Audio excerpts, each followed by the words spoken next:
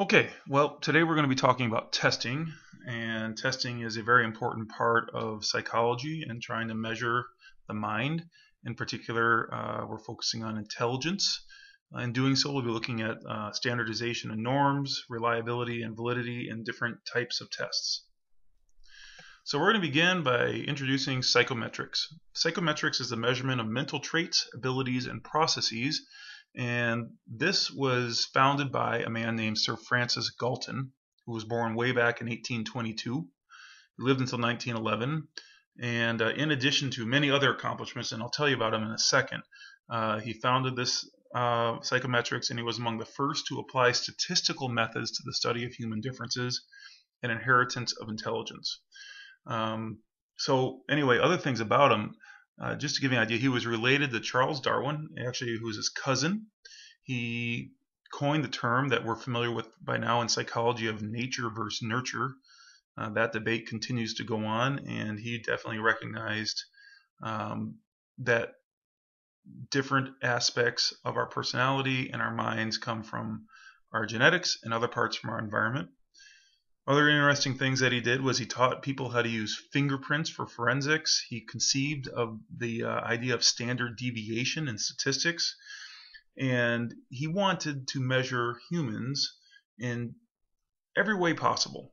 He was fascinated by that, especially the mind, and in doing so, he focused heavily on the senses, and he deduced, by the way, that the degree to which a person could discriminate between one sense and another was linked to his intellectual prowess or intelligence.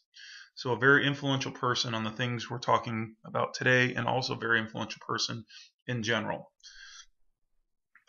So psychometricians are involved in the test development in order to measure some construct or behavior that varies across a population. So this idea of a construct, what these are is they are ideas that help to summarize a group of related phenomena. They're hypothetical abstractions related to behavior and defined by groups of events. So understand that a construct is unique really to the social sciences. Well, maybe not unique, but especially found in social sciences, and in particular psychology. They're often very philosophical in nature, and they are difficult to measure, which is why we turn to psychometricians to try to help us better understand something like a construct. The idea is that we can take this idea, this philosophical idea, and try to make it tangible and understandable, and it takes a lot of creativity and thought to be able to do this in a reliable and valid way.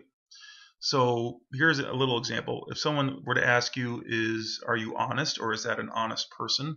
You might say yes or no, depending on the history of yourself with that person. Have they lied to you? Do you know them to be liars? And with that being said, it's probably kind of hard to really put someone on a true honesty scale. It's not like there's an A, B, C, D, or F for honesty. Honesty is something we've constructed that we understand to be something, but measuring honesty might be more difficult. So when we start talking about psychological tests, we're talking about tests of ability, interest, creativity, personality, and intelligence. A couple of these pop out to me right away as being difficult to measure. Creativity, for one. There isn't really a very good test of creativity that I know, but I know creativity when I see it. I don't know how exactly I would grade creativity, especially if I don't think it's creative, but other people would. I remember one time I was in a class for Adobe Photoshop, and I had my end of the semester presentation, and the professor or the teacher watched me present, and he said, "Oh, okay, good job." And I worked really hard on it, and I felt it was really creative. And then another guy got up with this very abstract thing he did with photographs, and boy, you would have thought that it was the Mona Lisa. Everyone was laughing and clapping, and it was like, wow. And I thought it sucked. So personally, creativity is, I think, difficult to measure, and once again, something that would be hard to assign a grade to. Intelligence is there too. Other things like ability, interest, and personality, are a little bit easier. We've taken the Big Five personality survey in class, but in general, um, some tests are easier, or some things are easier to measure than others. So when we use tests designed to measure psychological characteristics, we need to know what the scores mean. Okay, so to do this, you usually have some sort of comparison. For example, if you score 125 on an IQ test, how do you know what your IQ is relative to the rest of the world? Well, we have to, in order to make this work, we have to standardize something. Now, standardization sometimes can be criticized. For example, this cartoon at the bottom, standardized tests in particular, people will complain about because they say, well, you can't always test everybody with the same test and expect to get a valid result. And maybe that would be epitomized by this cartoon at the bottom. You can check that out if you want. I don't know of very many fish that can climb trees, so hopefully you get the idea of what I mean. But moving on, what it involves is administering the test to a standardization sample, or a group of people who represent the entire population. We could take a look at West Bloomfield High School, for example. If we were to give the entire high school an intelligence test, we would most likely end up with a bell curve. And you can see a bell curve below. We've looked at these before. Their scores become the norms or standards of performance against which anyone who takes a given test can be compared. So, for example, the mean score for the Wechsler intelligence scales is 100 and the standard deviation is 15. So you can see down here we have 100, and then every deviation up is another 15. So if you scored 115, you'd see that you were at the beginning of the 14th percentile, and then you could work your way all the way up to 145 or beyond. I don't know if you've got an IQ 145 or higher, or if you've ever known someone with an IQ that high, but they are amazing people. And it's almost like you can feel the intelligence. But on the other end of the scale, you can fall down to 85 and 70 and into areas of what we would consider to be mental retardation. And once again, a very obvious situation that is noticeable. But in the middle is where most of us are, anywhere between 85 and 115, and your general human being is going to function well within that range. So standardization isn't just about the test, but it's about administering the test and scoring the test fairly and equally. As a teacher myself, I've done a few things in the past to try to help myself be objective or fair in the way I grade. One thing is Scantron tests. I mean, well, whether it's Scantron or just multiple choice, it's hard to be biased when you're doing grading of a multiple choice test. Scantrons are great for that, unless, of course, there's electronic errors where it marks something wrong that was not wrong. It was just an eraser mark. But what about when you grade essays and stuff like that? That's something that I've learned that I protect against biases with by simply not looking at the name on the paper. And I find that my grades are much more, I don't know about much more, but they're more objective and less subjective, and that allows me to not let personal biases get in the way of an accurate grade. So administering the test is important. As a teacher, I've given the ACT a number of times, and the amount of standard administration that goes on in the ACT is amazing, and they work very hard, ACT, in their instructions to make sure that every student has a common experience so that no one has something different. For example, if a cell phone were to go off in the ACT, it can mean that that entire room's tests can be nullified. So those are all steps that people take to protect against losing this standardized nature of tests. So we're going to talk for a second about reliability and validity. These are closely related concepts when it comes to tests. Tests used to measure any psychological trait or ability must be both reliable and valid. Okay, reliability is a measure of how consistent a test is in the measurements it provides. In other words, reliability refers to the likelihood that the same individual would get a similar score if tested with the same test on a separate occasion. So if you look down here below this diagram, we have a person who is taking this test. The score the first time taking the test was 97%. Okay, well, let's just say a couple days go by and we take the same test. Now, assuming that they don't remember the questions, and that could be an issue, but assuming that everything else being equal, they scored a 98%, I think they would be safe to say in that case that this person is taking a reliable test. The results are very similar, even though the test was given on a different day. So that's reliability. Does it produce the same result? So there's a number of different ways of assessing reliability. One is called test-retest. Psychologists give participants a test and later, preferably after they've forgotten the specific items, administer the same test again. So that would be what I was just talking about, hopefully after they've forgotten the specific items. Because without that, then you're just starting to deal with people remembering the test questions. Maybe they've gone out and they've looked at the material and they've learned more about it, so when they come back to take that test again, their score could change, and that would be one thing that would be that could skew your reliability assessment, because they could have scored a 60 and now they're scoring an 80 because they simply looked the answers up and studied what was specifically on that test.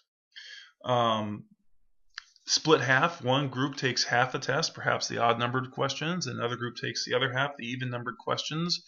Are those questions valid? Are they reliable in that they are assessing what we're asking them to?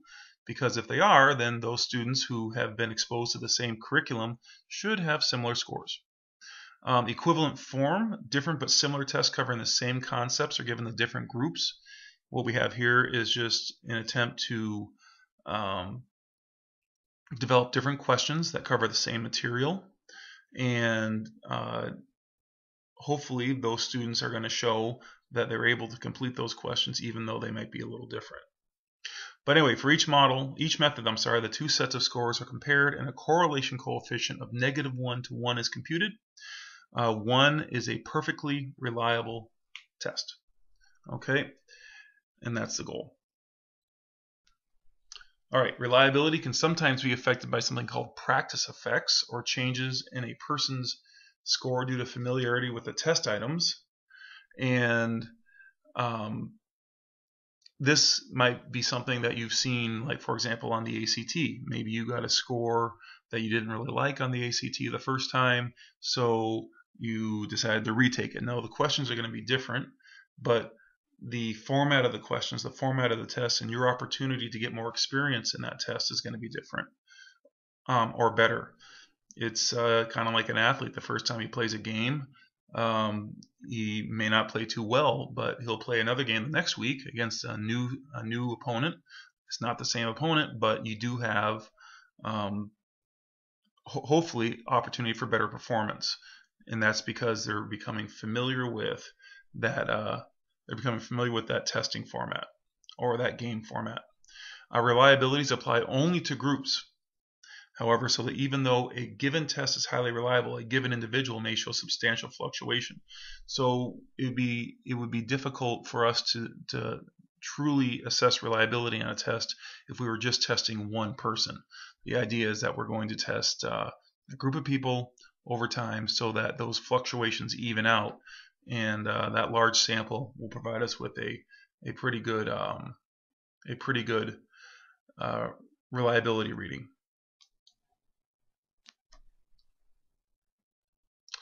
Okay, so now we're going to talk about validity. Validity refers to the extent that a test measures what it intends to measure. Validity is usually calculated by comparing how well the results from a test correlate with other measures that assess what the test is supposed to predict. For example, if you just developed a new IQ test and you wanted to know if it was valid, you might compare your test results to those that the same participants had achieved on the Wechsler test. If you do not have a prior test to compare it to, you might correlate the IQ test scores with school grades on the notion that IQ test scores should predict school grades. It's always alarming for me when I see a student who normally does well score very low on a test. This can be due to a lot of things. One of the things might be that they didn't study. One of the things might be that they were tired, or it could be that I'm not really testing them on the stuff that they were taught. And when those things happen, when I see incongruence between their test scores and their class grades, I have to go back and double check to make sure that my test was a good test. Or was it a valid test? Am I testing, for example, in economics, if I'm testing on supply and demand, were the questions clear, or was I asking questions that were related to macroeconomics instead? So that's important stuff to consider. I remember one particular time when I had a student in AP Psychology, and she was actually the second time I had her. I'd also had her as a freshman, and she earned a score on her quiz on her summer homework that was way different than what she had been used to. And I really noticed that her self-concept, or how she viewed herself as a student, was being threatened and visibly upset. So I just had a conversation with her, and I said, this was the first time you took this type of test, and hopefully, things will get better. And she was clearly frustrated, but what we found in that case was that the test it wasn't so much that the test was invalid as much as it was that the student was just not quite prepared for that level of testing, and that after appropriate preparation she was able to do it. So anytime something like that pops up, I am always very concerned about whether or not the test is a good test, and where does the problem lie. So there are a number of types of validity. One is called construct validity. This is true validity. In other words, the degree to which the test indeed measures what is supposed to. So have we created a test that will actually give us a measurement related to something that we're studying? Okay, that's number one. Number two is content validity. Does the test measure the degree to which, content validity measures the degree to which the material is balanced on the test. For example, the AP test should represent the percentages of material suggested by the College Board. And you can see these percentages all throughout your course pack as they are listed there. You would not want to have a spelling question on a math test, because that's not what math teachers are teaching. And you would not want to have a math question on an economics test. I find that I have to be careful when I'm writing questions to consider whether or not my students in economics are going to need a calculator to answer that question. And I also have to understand, no matter how much I think it's easy math, that's not my role. My role is not to test math. My role is to test concepts related to economics. So grading them on whether or not they can add and subtract is going to take away from my ability to grade them on whether or not they understand supply, demand, elasticity, opportunity cost, marginality, and other concepts in that class. Another one is criterion-related validity. That measures the extent to which a test results correlate with other accepted measures of what is being tested. And finally, predictive validity indicates that there is a correlation between the test and future performance. Okay, so for example, this one in sports, we'll go out and we'll do a number of different tests to try to figure out whether or not an athlete is going to be able to perform on the football field. I coach football, so that's where most of my history is going to be. We'll do sprint tests and shuttle runs and bench press and squat and all sorts of things. And on paper, a lot of times these guys are going to look great. But sometimes when they actually get on the field, we find that our tests don't have very much predictive validity. In other words, we're not able to accurately predict all the time whether or not a particular student is going to make a good football player or not. It's just the best we can do, and we continually try to find more accurate ways to evaluate players. So here's a little rat fact for you. It is possible to have a test that is reliable but not valid. Okay, it's going to produce the same result on the other hand over and over again. But is the result actually a result worth caring about? Okay, such a test consistently measures something, but not what it is intended to measure. It is impossible, on the other hand, to have a test that is valid but not reliable. If individual scores fluctuate wildly, then they cannot consistently correlate with other scores, whatever these other scores may be.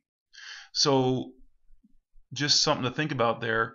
Just because the test produces a result that is consistent, it does not mean we're consistently measuring anything. So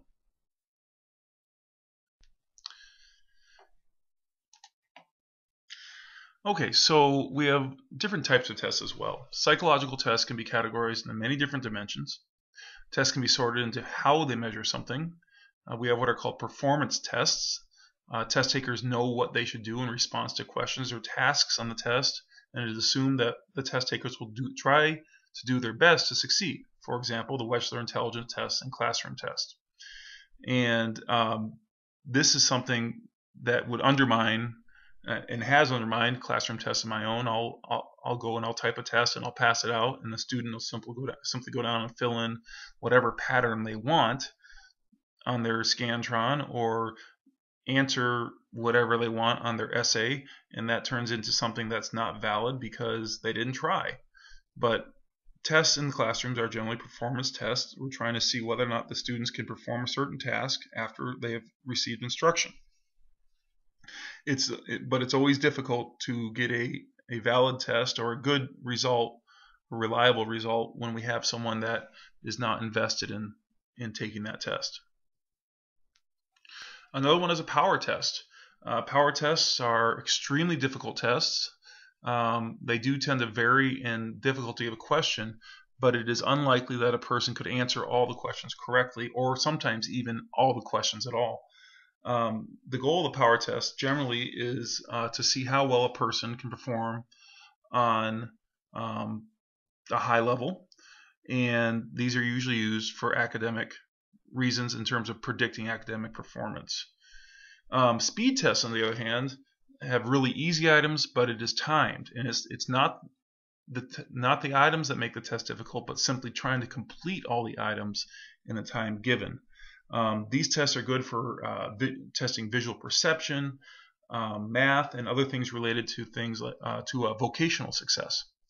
My son Cooper, who's 8, he has to take these tests, and some of you may remember these in math at school, where you'll have 1 to 3 minutes, and you'll have 50 questions or 100 little simple math questions. Right now it's addition and subtraction, multiplications on the way, but trying to get those done in the amount of time is pretty stressful. And the other day he came home and he had only a few answered, and he was visibly upset, and we realized that, okay, so subtraction is new, and we have a speed test, but had you had enough time, you could have answered all the questions correctly. So that's what makes speed tests challenging. Another one is observational tests. In an observational test, a person is assessed on their performance in a specific context. For example, employment interviews or supervisors' evaluations. If you've ever had a job interview, you know what that type of test is like. If you've ever been in a class when a principal walks in and decides to sit and watch your teacher for a while, that's an observational test. These are common things, especially in the workplace. Maybe even dating, you might be giving the person you're sitting across the table from an observational test as you try to figure out whether or not you're going to go out with that person again. In self-report inventory type test takers describe their feelings, attitudes, beliefs, values, opinions, physical state, or mental state on surveys, questionnaires, or polls. For example, the MMPI-2. We've taken a number of these in class to try to assess ourselves in a variety of ways. So you're probably pretty familiar with that type of test. Tests can also be assorted according to what they measure. We have ability tests, and these ability tests are divided into achievement tests. And achievement tests assess knowledge that has already been learned, such as the AP test. Most tests in school are achievement tests. The aptitude tests predict a person's future performance, or they're there to assess a person's capacity to learn. We're looking at their ability to perform. So the GRE, for example, that's a test taken often before a person enters graduate school, and the goal there is to try to see whether or not that person is going to be able to handle graduate level learning. Interest tests use a person's descriptions of his or her own interest to predict vocational adjustment and satisfaction. For example, the Strong Campbell Interest Inventory is the most widely used vocational interest test. Some of you have also taken one of these in career cruising, where I've seen people actually be told, having been told to be circus performers. So the outcomes sometimes may not be what you want to hear, but the idea is that based on what you say you're interested in, they can recommend careers. Personality tests measure consistent behavior across a wide variety of situations. We've gone through the personality unit and found out some pretty interesting things about ourselves using a variety of different assessments. Tests can also be assorted according to who they measure. Okay, we can look at group tests. Group tests require a test taker to work alone on a structured task and respond to questions. The ACT is an example. These are the most common types of tests. They're often multiple choice. They can be used as a screener for the tester. For example, the ACT is a screening test to see who's going to qualify to get into what college. It also allows us to generate some pretty good norms to understand what level people are performing at, because the group size is so big. It has low cost. Anyone who's taken the ACT knows that there's 1 to 2 proctors in the room for up to 60 kids sometimes, and that's a pretty low number, pretty low dollar amount per student. The difficulty with group tests is that they require they don't provide the in-depth observation that we'll see in a minute individual tests have, and they can be difficult to monitor. There's a lot of people in the room, and maintaining a good testing environment and ensuring the integrity of the test, in other words, making sure people aren't cheating, can be a challenge.